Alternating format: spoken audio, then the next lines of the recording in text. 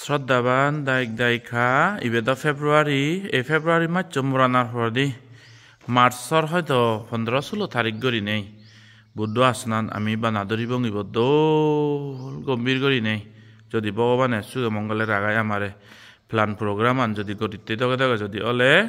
বুদ্ধ আসন বানানা আইবত আরম্ভ হব মার্চ মাস 15 তারিখ পরে দি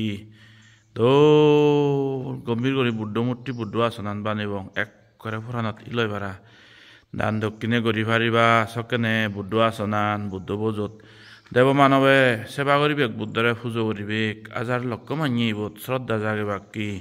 দেন ভাবনা করিবেক বুদ্ধ মূর্তি বসিনে সেই শ্রদ্ধা জাগিব মন পুরাণ জুড়ে যাব তোমার